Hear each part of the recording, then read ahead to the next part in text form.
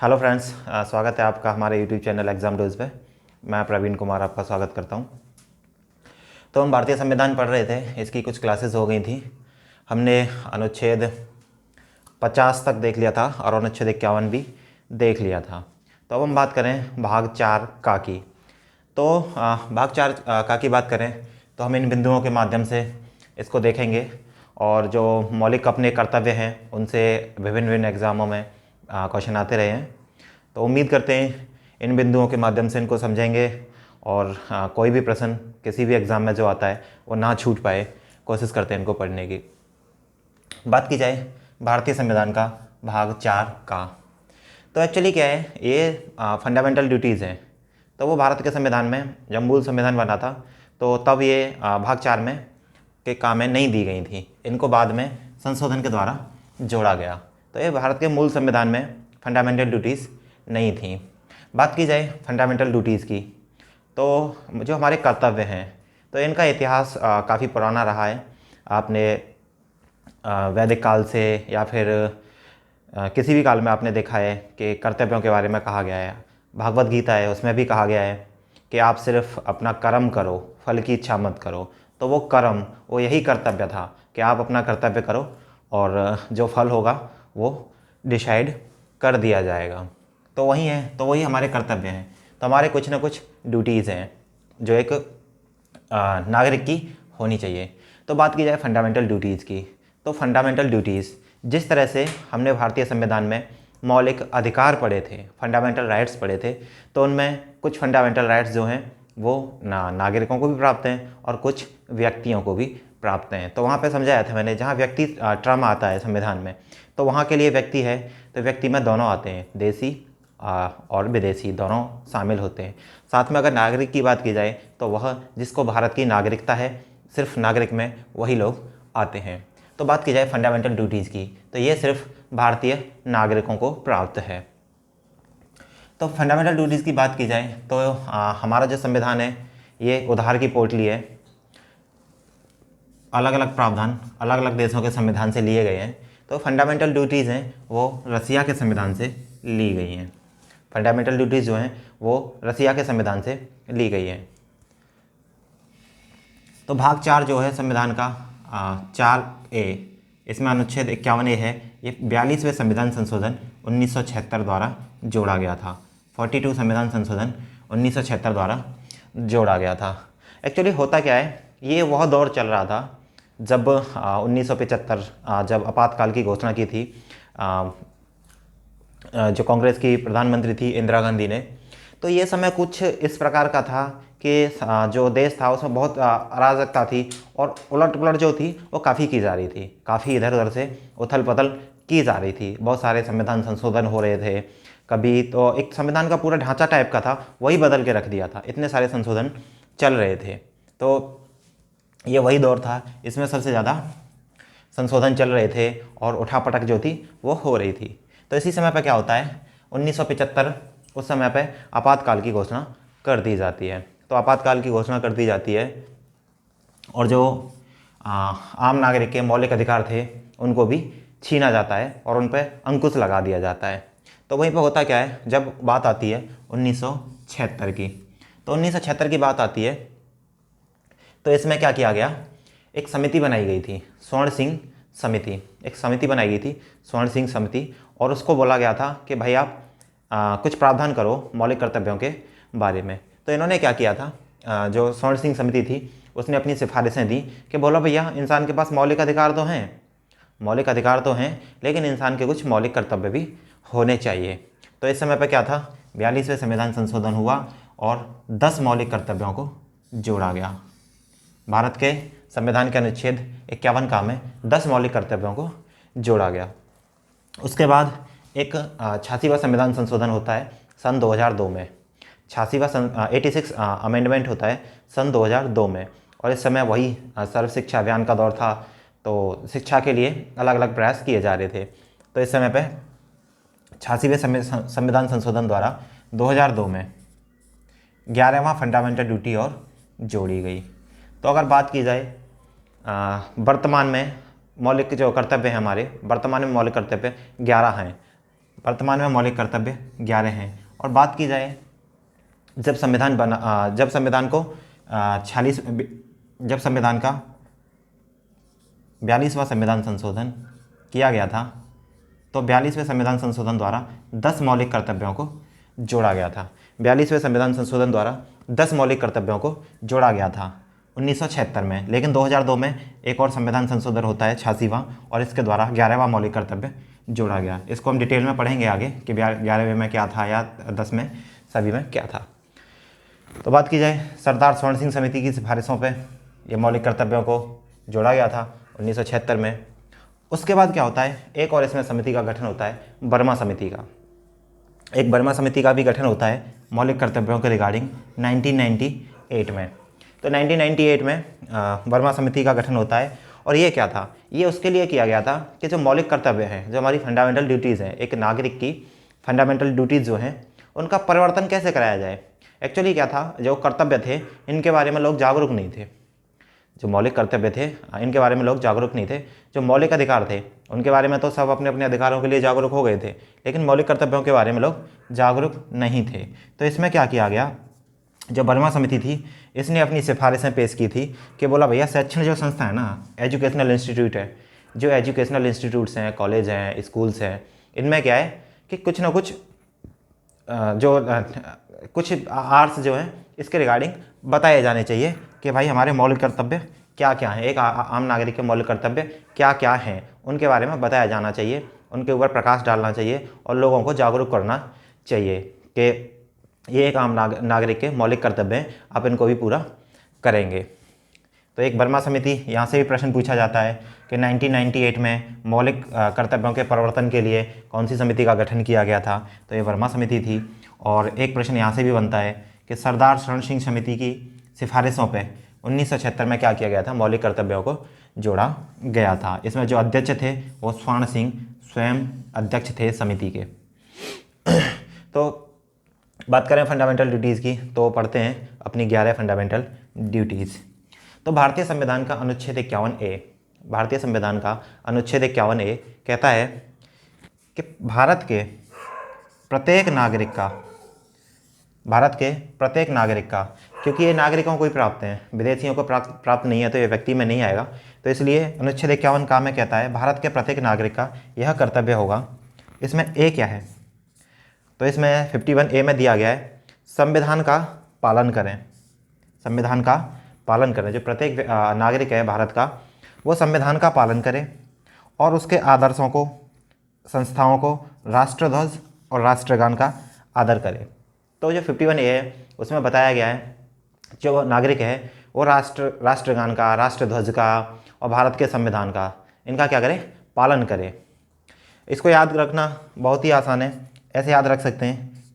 A4 जैसे 51A है तो A for anthem, A for anthem, anthem national anthem. तो यहाँ से आप लोग याद रख सकते हो कि संविधान में जो है नेशनल एंथम, राष्ट्रीय ध्वज, नेशनल फ्लैग और अपना कॉन्स्टिट्यूशन, इन सब का क्या करना चाहिए, भारत के प्रत्येक नागरिक को पालन करना चाहिए।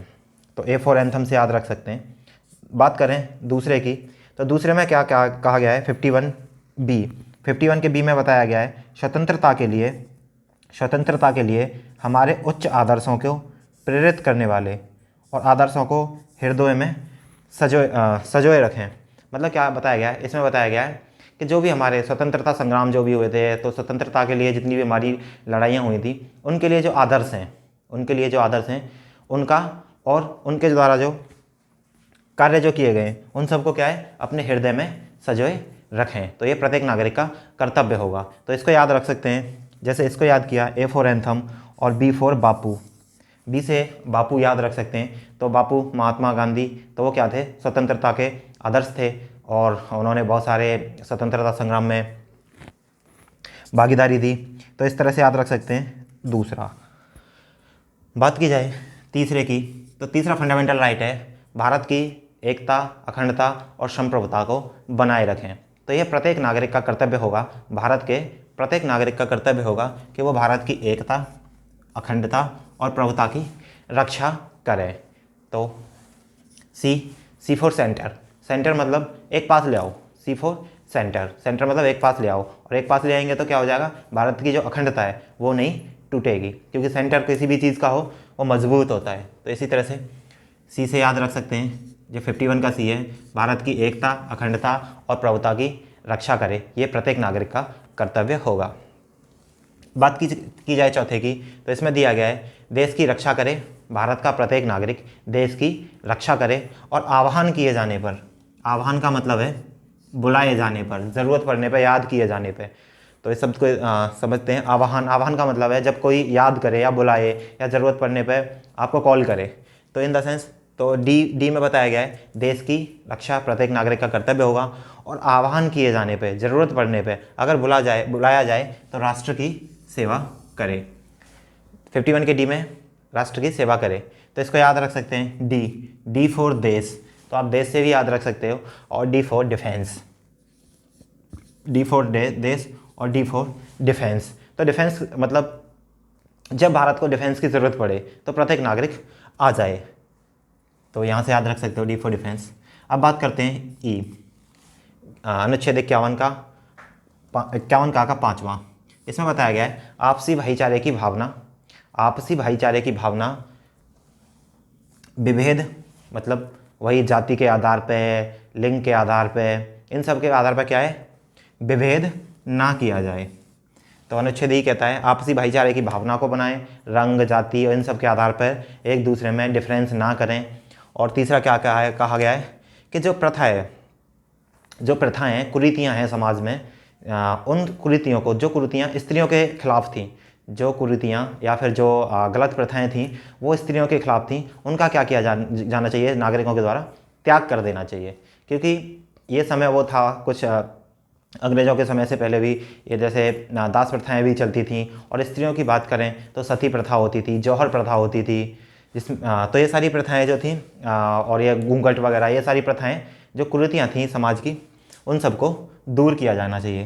तो अनुच्छेद ई में कहता है आपसी भाईचारे की भावना बनाए रखें, और जो भी स्त्रियों की जो प्रथाएं थीं, कुरीतियाँ थीं, स्त्रियों के विरुद्ध जो थीं, उनका क्या करना चाहिए, भारत के नागरिक को त्याग कर देना चाहिए, और समरस की भावना उत्पन्न करनी चाहिए। तो इसको याद रख सकते हैं ई से एम्पावर, ई से एम्पावर किसको करना है, वुमेन्स को करना है। उनके खिलाफ कौन सी प्रथाएं, जो प्रथाएं गलत प्रथाएं थीं उनको रोक के, उनके सम्मान के प्रति जो भी प्रथाएं थीं उनको रोक के। और ई फॉर इक्वल, इक्वल मतलब भाईचारे की भावना, इक्वलिटी से काम करें, विभेद ना करें।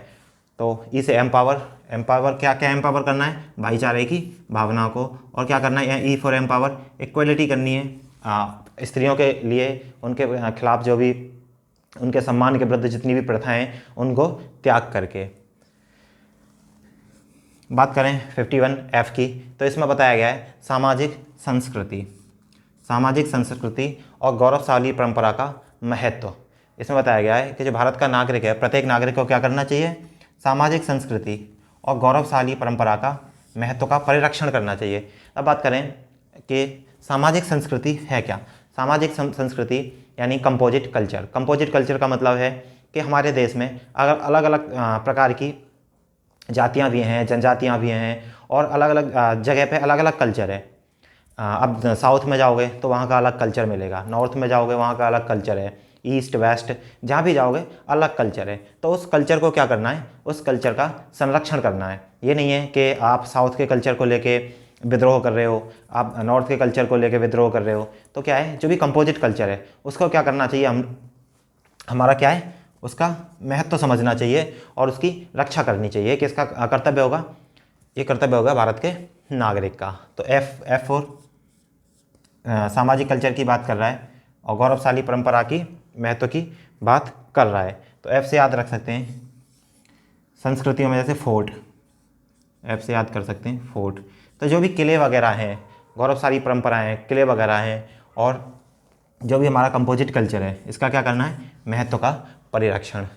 तो एक बार यहाँ से देखते हैं दोबारा, A for anthem, B for Bapu, and C for centre, D for defence, and E for equality, empower, या फिर ई फॉर इक्वलिटी और एम्पावर की बात कर सकते हो। और F4 फोर्ट। फोर्ट में क्या आ जाएगा, सामाजिक संस्कृति, विरासतें, कंपोजिट कल्चर, और क्या है, अपने गौरवशाली महत्व की परंपराओं का परिरक्षण करना किसका काम होगा, भारत के नागरिक का।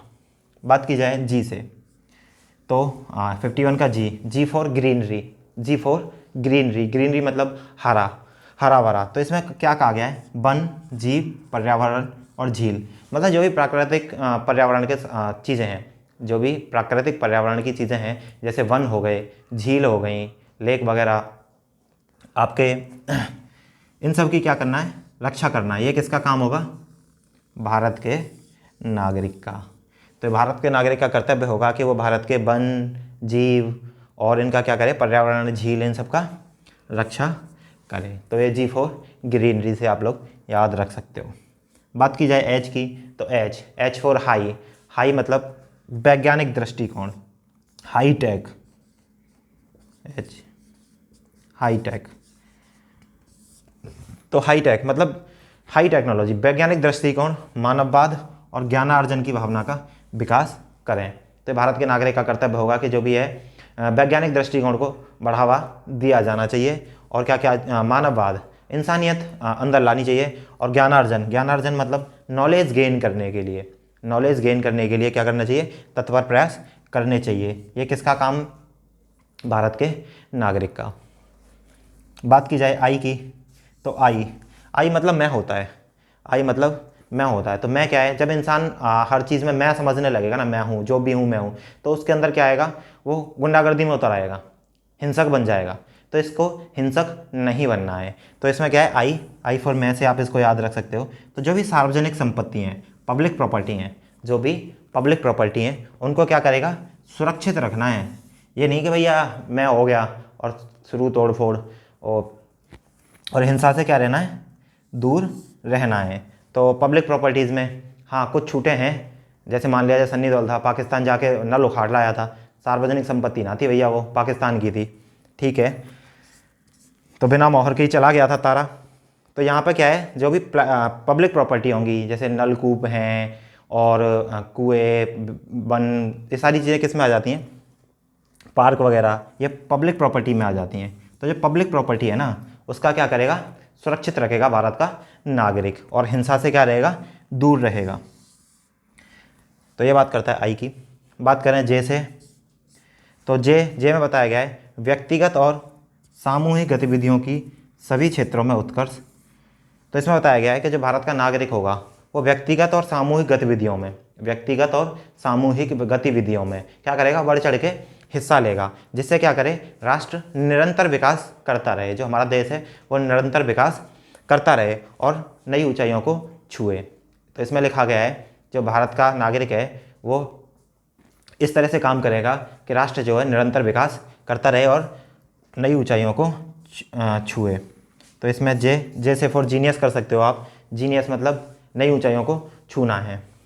जैसे हालांकि GENIUS होता है जीनियस, लेकिन आप इसको थोड़ा सा याद रखने के लिए JENIUS मान सकते हो और इससे याद रख सकते हो। बात की जाए के, तो ये जो 10 थे जे तक, ये 10 मौलिक कर्तव्य थे, ये 42वें संविधान संशोधन 1976 द्वारा जोड़े गए थे। हालांकि अभी ये जो 11वां है के, 11वां जो मौलिक कर्तव्य था उसको कब जोड़ा गया, सन 2002 में, जब 86वां संविधान संशोधन आया और शिक्षा को लेकर जोड़ दिए जा रहे थे, तब के को मौलिक कर्तव्यों में जोड़ा गया। और के में क्या कहा गया कि जो भी माता पिता होंगे, माता पिता या गार्जियन जो होंगे, उनका ये कर्तव्य होगा, उनकी ये ड्यूटी होगी कि भैया जो आपके 6 से 14 वर्ष तक के बच्चे हैं, 6 से 14 वर्ष तक के बच्चे हैं, उनको क्या करना है, आपको शिक्षा प्रोवाइड करानी है। तो ये माता पिता के लिए था ये, तो माता पिता और संरक्षक, गार्जियन, तो उनका ये कर्तव्य होगा कि वो 6 से 14 वर्ष तक के बच्चों के लिए शिक्षा प्रोवाइड कराएं। तो यहाँ याद रख सकते हो के से, के फॉर नॉलेज, नॉलेज से याद रख सकते हो शिक्षा, के फॉर नॉलेज, नॉलेज से याद रख सकते हो शिक्षा। तो इसमें क्या क्या बताया गया 11 के, इसमें 51 के 11वें में कि जो 6 से 14 वर्ष तक के बच्चे होंगे उनके लिए शिक्षा प्रोवाइड कराना ये किसका काम होगा, उनके माता पिता का होगा। तो ये फंडामेंटल ड्यूटीज़ थी। अगर इनको कुछ मिला के जोड़ा जाए मौलिक कर्तव्य और मौलिक अधिकारों से, अगर मौलिक अधिकारों को और मौलिक कर्तव्यों को देखा जाए, या फिर ये दोनों एक दूसरे के पूरक हैं, जो DPSP हैं,